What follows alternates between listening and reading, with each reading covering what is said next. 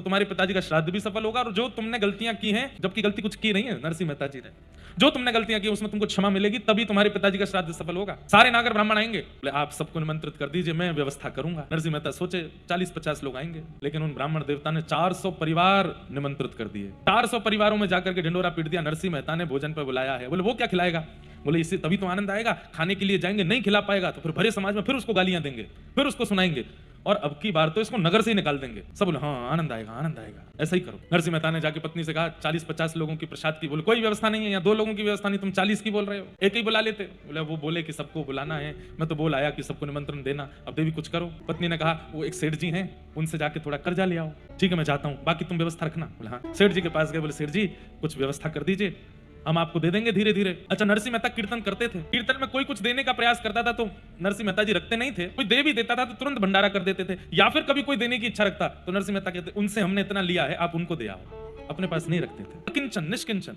तो सेठ जी के पास जाकर के नरसिंह मेहता बोले पिताजी का श्राद्ध करना है, आप थोड़ी सेवा कर दो। सेठ जी बोले कर दूंगा, पर बदले में हमको क्या मिलेगा? बोले मैं धीरे धीरे चुका दूंगा, ब्याज भी लगा देना। फिर जी बोले हमको देखो ब्याज सहित चुकाने की आवश्यकता नहीं, आप तो जितना लोगे उतना चुका देना बाद में, उससे पहले ब्याज के रूप में हमको कुछ और दो। बोले क्या? कीर्तन सुना, बैठ के थोड़ा कीर्तन सुना।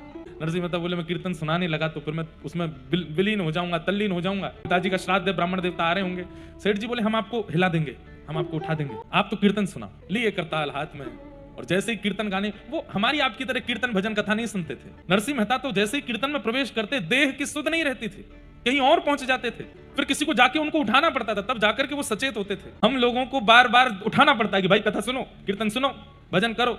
नरसिंह मेहता कैसे हैं? उनको उठाना पड़ता है कि संसार भी देखना है, कीर्तन में ही मत रहो। नरसिंह मेहता कैसे हैं? लग गए कीर्तन में, और कीर्तन में लगे, यहाँ जैसे ही गाने लगे, सामने वाले सेठ जी भी तल्लीन हो गए। द्वारिकाधीश विचार किए, ए नरसिंह, घर पे ब्राह्मण आ रहे हैं सारे तेरे, कितना तू कीर्तन में व्यस्त हो जाता है, तेरे को सब जगह से बचाता हूं, तू फिर जाके फंस जाता है। ठाकुर जी बोले भैया नरसिंह, अब तो कीर्तन से तुम उठोगे नहीं, हो पिताजी का श्राद्ध होना है। ठाकुर जी ने रुक्मणी जी से कहा रुक्मणी जी संभालो जरा मोर्चा, बारी का संभालना, मैं आता हूं थोड़ी देर में। कहां जा रहे हो? बोले अभी आता हूं। ठाकुर जी ने तुरंत नरसिंह मेहता का रूप धारण किया, घर पहुंच गए नरसिंह मेहता के, बैलगाड़ियों में सामान लेकर के, जैसे मानो मंडी से सारी सब्जियां खरीद करके लाए हों। पत्नी से कहा देवी सेठ जी ने पैसे दे दिए हैं, बढ़िया सब सामग्री लाया हूं, बनाओ तैयारी करो। ठाकुर जी पहुंच गए। पत्नी बोली अकेली थोड़ी, आप भी लगो साथ में। ठाकुर जी बोले हाँ कुछ सब्जी मैं भी अमनिया करता हूं। लगे नरसिंह मेहता की तरह अमनिया कर रहे हैं, सब्जी बना बना करके काट काट करके दे रहे हैं, पत्नी सिद्ध कर रही है। अरे भाई यहाँ सौभाग्य नरसिंह मेहता का नहीं है, यहाँ सौभाग्य नरसिंह मेहता की पत्नी का भी नहीं है, सौभाग्य तो नरसिंह मेहता के पिताजी का है कि श्राद्ध करने ठाकुर जी आए, और श्राद्ध की प्रसादी भी अपने हाथ से सिद्ध कर रहे हैं। वहां नरसिंह मेहता कीर्तन में आनंदित हैं, नेत्रों से अश्रुधार, और दोनों